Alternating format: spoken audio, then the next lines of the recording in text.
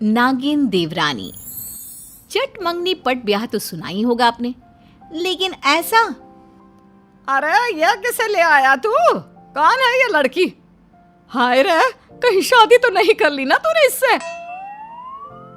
देवर जी क्या हो गया आपको? आप तो ऑफिस के लिए निकले थे, ये शादी करके कैसे आ गए? हाँ, ऑफिस के लिए ही गया था, लेकिन रास्ते में मिल गई तो शादी कर ली। क्यों, नहीं करनी थी क्या? तभी बड़ा भाई आ जाता है। ये कैसी बात कर रहा है छोटे? शादी ऐसे थोड़ी ना होती है। तभी नई नवेली दुल्हन अपना घूंघट हटाती है। सभी उसका चेहरा देखकर डर जाते हैं। भैया, ये आपकी बीवी की आंखें कैसी नागिन जैसी है। तभी देवरानी मुंह खोलती है और पतली सी जीभ बाहर करती है जैसे कोई नागिन हो। इसकी तो जीभ भी किसी नागिन की जीभ की तरह है। हे भगवान, घोर अनर्थ हो रहा है इस घर में। अरे कौन है ये लड़की? खैर, सारी कहानी दरवाजे में हो जाती है और लड़का लड़की को लेकर घर के अंदर आ जाता है। कुछ दिनों बाद, अरे नागिन, माफ करना, नीलम, ये तुम क्या कर रही हो कटोरी में मुंह लगाकर? नीलम जैसे ही मुंह ऊपर करती है तो उसके मुंह पर दूध लगा होता है। जिठानी डर जाती है। ये क्या है? ऐसे कैसे दूध पी रही हो तुम किसी नागिन की तरह? देवरानी कुछ नहीं बोलती, बस जिठानी को घूरती रहती है। जिठानी सास के पास जाती है और सासू माँ, जल्दी से सुनो। अरे क्या हो गया बड़ी बहू, क्यों इतनी डरी हुई है? सब ठीक तो है ना? अरे कहाँ ठीक है माँ जी, मैं तो अपनी मायके जा रही हूँ। सास डर जाती है। मैं भी तेरी माँ से काफी दिनों से नहीं मिली ना, चल जरा मैं भी उनके हाल चाल देख लूं। दोनों सास बहू फटाफट कपड़े पैक करके निकल ही रही होती है कि दरवाजे पर खड़ी होती है देवरानी। जेठानी पूछ लेती है, क्या हुआ नागिन? अरे नीलम, नीलम नाम है उसका। फिर अचानक सास की नजर छोटी बहू की आंख पर पड़ती है। अरे बड़ी बहू, छोटी बहू की आंख में तो देखो। क्या है माँ, यहाँ डर के मारे मेरी हालत खराब हो रही है और आपको इसकी आंख की पड़ी है। देवरानी की आंख में ससुर की फोटो होती है। हाय रे माँ जी, इसकी आंख में तो ससुर जी की फोटो है। अब जेरोक्स की मशीन लगा रखी है क्या आंखों में? बेटा, तेरे ससुर जी की फोटो इसकी आंख में कैसे उतर आई? सारा ड्रामा चल ही रहा था कि वहां देवर आता है। अरे नीलम, क्या हो गया? यहाँ ऐसे पुष्पराज की तरह क्यों खड़ी हो? देखो ना, भाभी और माँ जी दोनों मुझे छोड़कर जा रही हैं। मैं कैसे पूरा घर अकेले देखूंगी? और माँ जी, ससुर जी कहाँ हैं? दिखाई नहीं दे रहे हैं। तो तेरी आंख में, तेरी आंख में। क्या इसकी आंख में माँ? इसकी आंख का ही तो दीवाना हो गया था मैं। कहाँ है ससुर जी? उनसे ही तो मिलने के लिए मैंने शादी की है। सारा घर देवरानी की इस बात पर हैरान सा रह जाता है। उनसे मिलने के लिए तो मैंने शादी की थी। अरे तू तो बहू है और वो यहाँ नहीं रहते। क्या यहाँ नहीं रहते? वैसे बुढ़िया, तेरी हरकतें ही ऐसी है कि तेरे साथ कोई नहीं रह सकता। देखो नागिन, सॉरी नीलम, सासू माँ के लिए ऐसी बातें मत करो, समझी? वो तो ससुर जी कमाने के लिए परदेस गए हैं। हाँ। जेठानी की बात सुनकर देवरानी नागिन की तरह यहाँ वहाँ रेंगने लगती है, मतलब दौड़ने लगती है। क्या हो गया नीलम? पापा यहाँ नहीं रहते, इससे तुम्हें क्यों परेशानी हो रही है? अरे बहू, आ रहे तेरे ससुर जी कल। वैसे बात क्या है?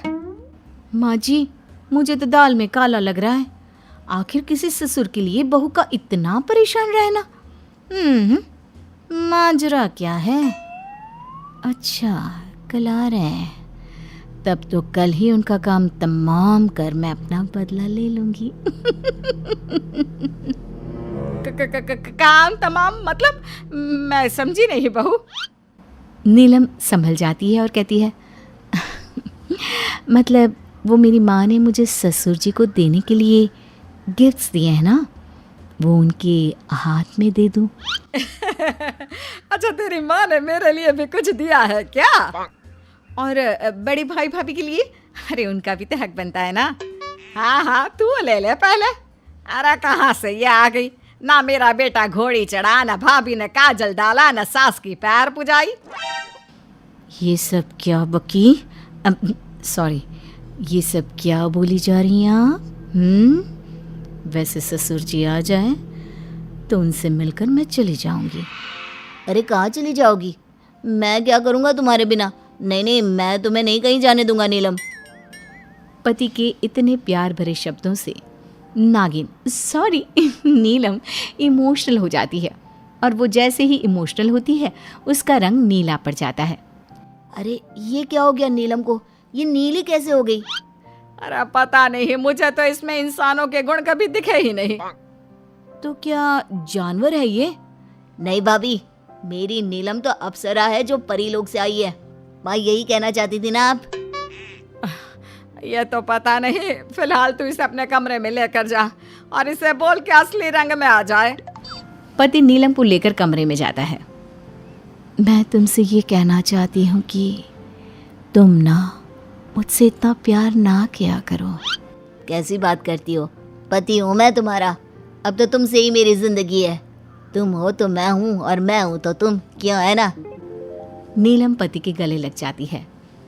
मैं ना तुम्हें कुछ बताना चाहती हूँ। तुम्हें याद है मेरी और तुम्हारी शादी कैसे हुई थी? हाँ, मैं भी यही पूछना चाह रहा था, पर जो भी हो मैं तो लकी हूँ कि राह चलते ही मुझे इतनी प्यारी और अच्छी लड़की मिल गई। नीलम पति को कुछ बताना चाह रही थी लेकिन न जाने क्या सोचकर वो चुप हो जाती है। अरे बहू आ देख, तेरे ससुर जी आ गए। अरे कहाँ हो दोनों? नीलम और उसकी जेठानी ससुर के पास आते हैं। क्या हुआ ससुर जी, आप बहुत परेशान लग रहे हैं। हाँ, आप तो पहले ही आने वाले थे, पिछले महीने भी आप नहीं आए। क्या हुआ, सब ठीक तो है ना? हाँ, वो मेरे कार के नीचे एक सांप आ गया था। ये सुनते ही नागिन देवरानी की आंख हरी हो जाती है। फिर क्या हुआ? मैं उस सांप को उठाकर जानवरों के डॉक्टर के पास ले गया। भला हुआ कि सांप की सांस चल रही थी, लेकिन सांप ने मुझे डस लिया। हाय रे, आपको सांप ने डसा? पापा आप ठीक तो है ना? ठीक है तेरा बाप, तभी तो सामने खड़ा है। लेकिन सोचो, सांप भी किसी का पिता था, उसके भी बच्चे थे। ये बोलकर देवरानी की आंख से पानी निकलने लगता है। ये कौन है और कैसी भाषा में बात कर रही है? पापा ये मेरी बीवी है, मैंने शादी कर ली और ये ना थोड़ी इमोशनल है, तो सांप के लिए थोड़ी इमोशनल हो गई। नहीं, सांप तो ठीक है, भले ही उसने मुझे काटा, लेकिन गलती मेरी थी। मैंने सड़क पर देखे बिना ही कार उस पर चला दी। अभी डॉक्टर का फ़ोन आया था कि सांप को वापस उसी जंगल में छोड़ दिया है। बेचारी की बीवी उस सांप का इंतज़ार कर रही होगी। क्या पापा जिंदा है? वो ठीक है? हाँ मेरे पापा तो ठीक है, सामने ही तो खड़े हैं। क्यों, क्या हो गया? तभी बेल बजती है और सामने एक महिला खड़ी होती है। माँ तुम? ये तुम्हारी माँ है? आइए बहन जी। बेटा नीलम, अब घर जाने का वक्त आ गया है। तेरे पापा घर आ गए हैं। तू जिस काम के लिए आई थी वो नहीं करना। घर जाने का वक्त? ये क्या बात कर रहे हैं? मैं आप लोगों से सब बताती हूँ। मैं एक नागिन हूँ। हम लोगों को लगा कि ससुर जी ने मेरे पिता को मार दिया है, तो मैं उनसे अपने पिता का बदला लेने आई थी। लेकिन भले इंसान ने हादसे के बाद ना सिर्फ मेरे पिता की जान बचाई, अपनी जान पर भी खेल गए। मैं माफ़ी चाहती हूँ, मुझे इजाज़त दीजिए। नहीं नीलम, मैं तुम्हारे बिना नहीं रह सकता। अरे तो क्या नागिन के साथ रहेगा बेटा? नहीं, नीलम चाहे तो वो नागिन का जीवन छोड़ सकती है। हाँ माँ, आप मुझे नॉर्मल लड़की बना दीजिए। मैं अब इसी परिवार का हिस्सा रहना चाहती हूँ। उम्मीद है कि आपको हमारी ये कहानी पसंद आई होगी। कृपया हमारे चैनल को सब्सक्राइब करें और सभी अपडेट्स के लिए बेल आइकन जरूर क्लिक करें। और हाँ, वीडियो लाइक और शेयर करना मत भूलिएगा। Bye bye.